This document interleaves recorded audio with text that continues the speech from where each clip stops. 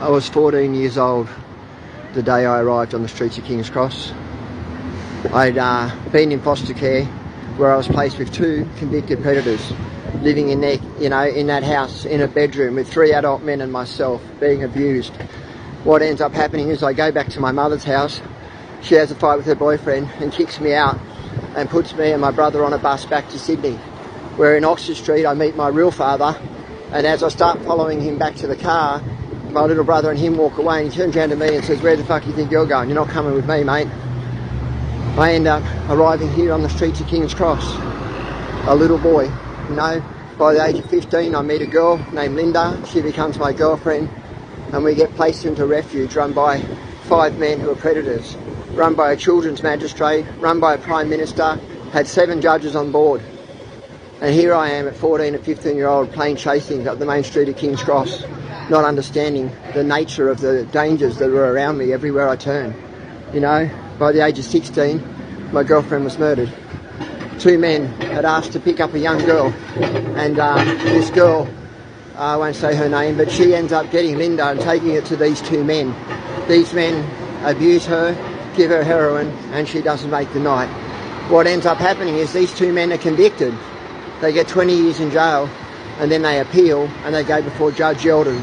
Google Judge Yeldon. Judge Yeldon was a predator judge who was compromised, and he ends up unaliving, like many did with the Woodrow Commission and the other commissions into the abuse that was going on in King's Cross.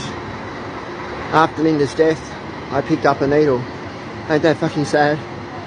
So fucking wrong. And for the next 35 years I put needles in my arms. But also, just there, where it says money lent, Simon Davies and Grant Porras, 2 of my abusers who I've now had convicted and put in jail, were standing there, and I walked over to them and I said, "Hey guys," I said, "one day I'm going to tell the fucking world what you did to me and my friends." I said, "One day I'm going to write a fucking book and everybody's going to know what you've done." And I said, "One day I'm going to hold you all accountable." And you know what he did? He laughed in my face and he said to me, "You can't read and write, bro." He said, "How are you going to write a book?" And he said, "You're a heroin addict. You won't even make it to the age of 21. You'll be lucky to live to the age of 21. And all of my friends, one by one, I watched them overdose and die and disappear or end up in jail for the rest of their life. And for those that did make it, they ended up on methadone. But not me. I kept on plugging away, and I went to jail at a very young age again, and then at 26 I get out of jail. And then I go through the Woodrow Commission, the Royal Commission into Institutional Abuse, and I go through 4 separate trials against my abusers. And I have each one of them convicted one by one. I get Simon Davies extradited from overseas, from the Netherlands, and I bring him back to Australia, where he just gets 10 years in jail. We can live in our trauma, guys, or we can move past it and grow from it. Now I use my trauma to help change other people's lives. Now I use my trauma to show people that there's a way out, that there's hope.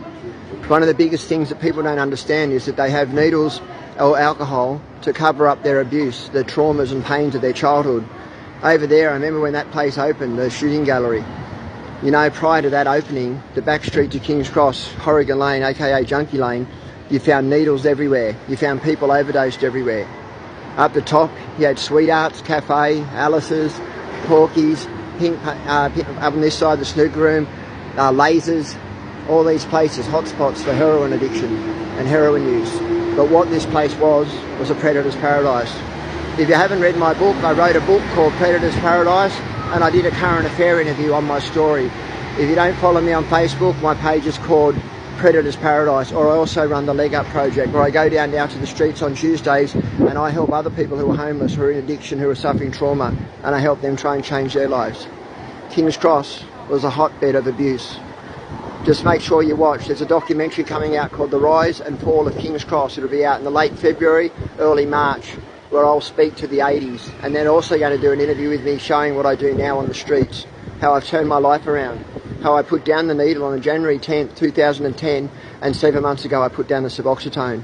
I said, no more am I going to be a victim to drug addiction, no more am I going to be a victim to my own trauma or my past, no more. And listen guys, I'm a long way from where I need to be. Right now I'm full of feelings after just having a conversation with some ladies and men where I showed them my current affair interview in Woolloomooloo, and that was sad, because what happened was, when I share my story, it makes it safe for other people to share theirs, and that's exactly what happened. They did share their stories with me, and those stories touched my heart like they always do.